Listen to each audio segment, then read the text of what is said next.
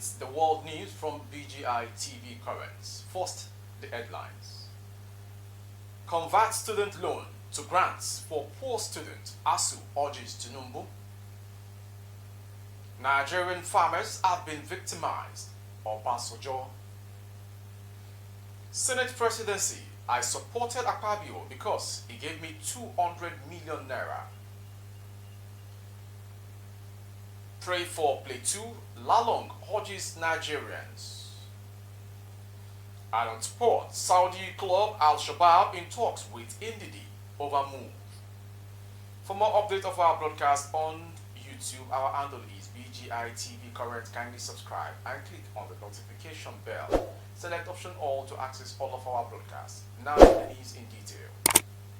The Academic Staff Union of Universities, ASU, has asked President Bola Tinubu to change the newly assented Student Loans Act to grant for indigent students. This would have been better if we are giving it to those sets of students who are very poor. It should be called a grant, not a loan. ASU National President Professor Emmanuel Oshodeke said, it should be called a grant since it is coming from the Federation account and not that after these people have access to it and when they are graduating, they have heavy loads behind them and within 2 years, if they don't pay, they go to jail. That is why we are talking about collective bargaining. You have views from all the sides.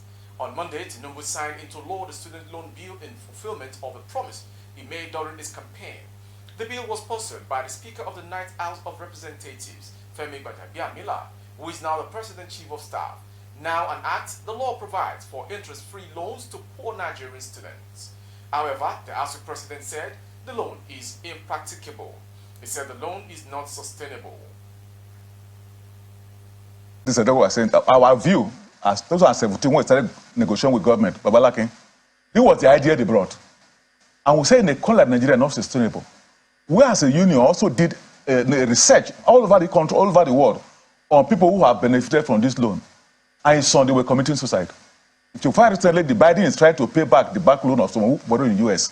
So what we are saying that if there is room for collective bargaining, as we have been talking about, we might not run to this place. If you look at our agreement that we are talking about, so some of these issues or these sources of income are there.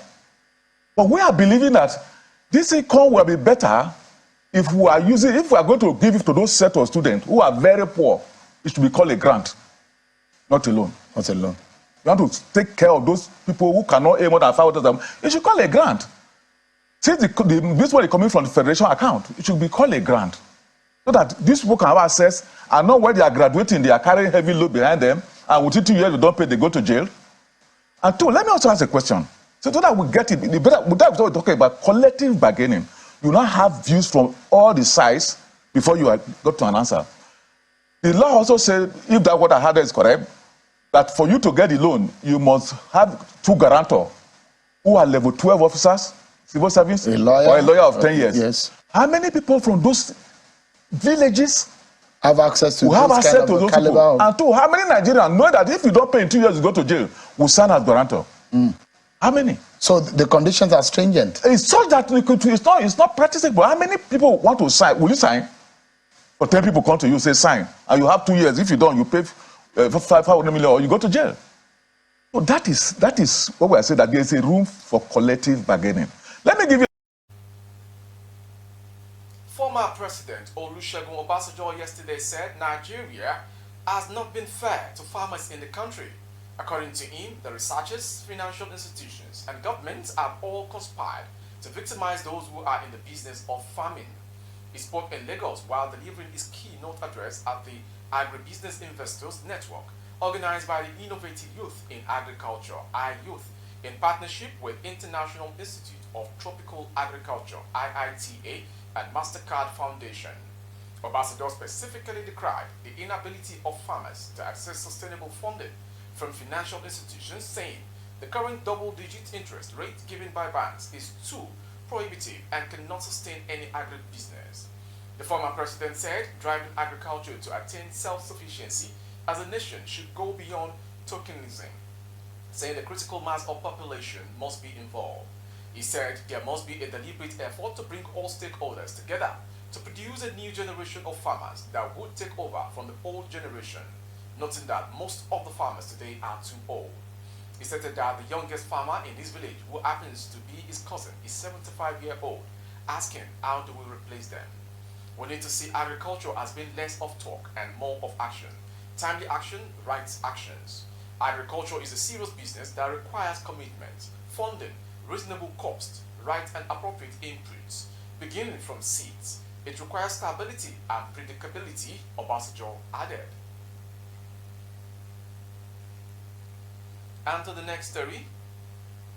Former Governor Nyesom Wike of Rivers State has disclosed why he supported Senator Akpabio to emerge as the Senate President of the 10th National Assembly.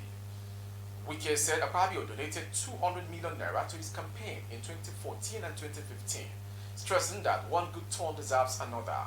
Speaking during a special Thanksgiving service organized by his family at the St. Peter's Dennery Rumwekweterikom or Biapo area of the state on Sunday. He said Akpabio defied criticism to back his governorship ambition in 2015.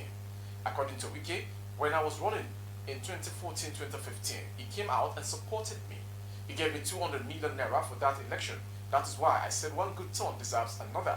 I supported him this time and I thank God he won. Responding, Akpabio claimed that the 200 million naira he gave to Wike in 2015 was not from the port of Akwa Ibom, where he was the governor then. The Senate President claimed that the money was from his savings from the telecom sector, where he was the managing director before becoming governor. Moving on to the next story from Plateau State. Mr. Simon Lalong, the immediate past governor of Plateau, has called on Nigerians to pray for the state to overcome its current security challenges. Lalong made the call at a dinner organized in his honor by the set of 1990 of the Faculty of Law at Ahmadu Bello University, ABU Zaria. The event, led by the chairman of the set, Silvanus Tahir, a senior advocate of Nigeria, SAN, held on Sunday night in Abuja.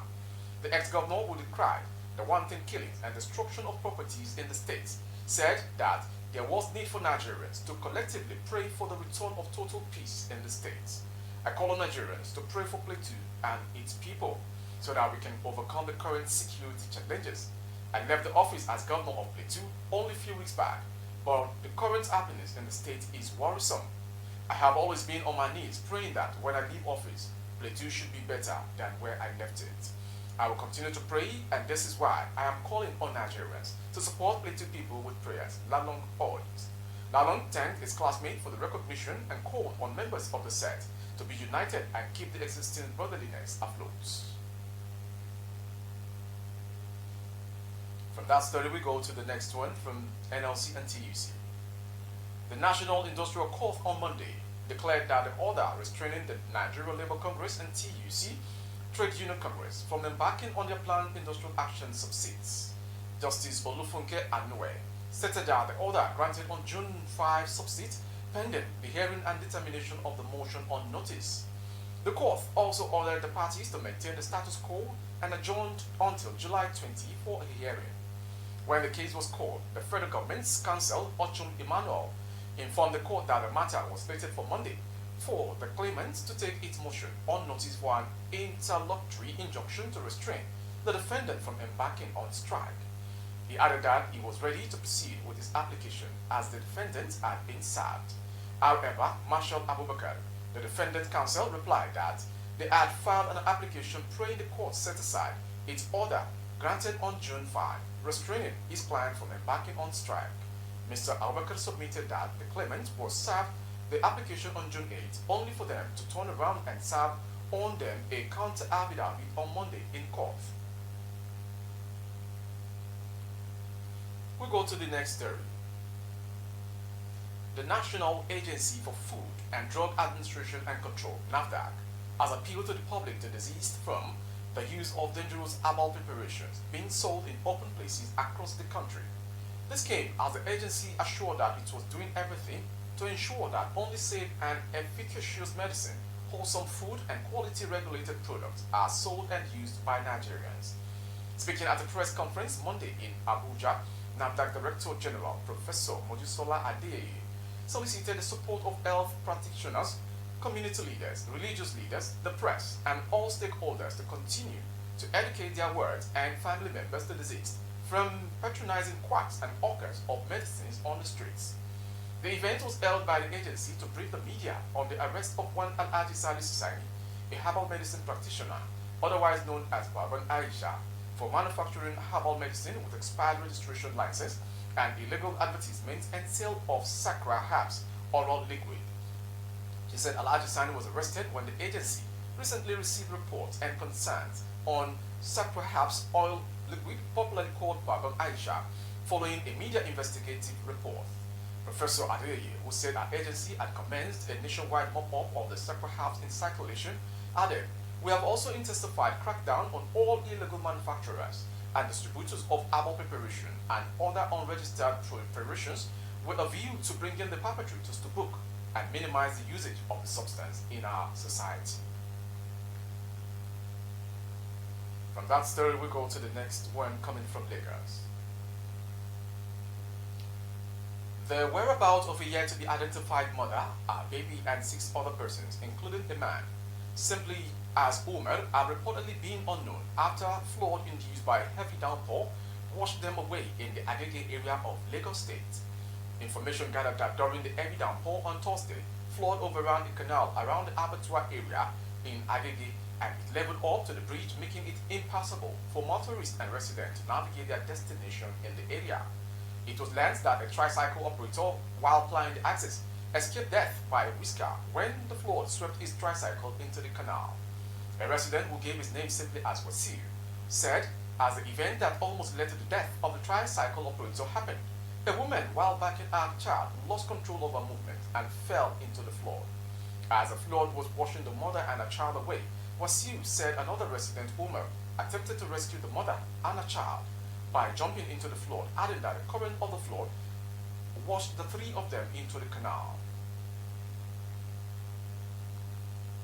From that pathetic story from Lagos, we go to Ondo. The chief imam of Uso community, Alhaji Ibrahim Bodude Onyilade, who was kidnapped and abducted by gunmen on his farm on Saturday afternoon, has regained his freedom. The public relations officer of Ondo State Police Command, SP Fumilayo Odolami, confirmed this on Monday morning. She revealed that the victim was released late Sunday night, but couldn't say if any money was paid to the abductors before the cleric was released. The chief imam was abducted early on Saturday by some yet to be identified gunmen in Owo, local government area of Ondo State. The 67-year-old Islamic cleric was reportedly taken from his farm at Asolokan at about 3 p.m.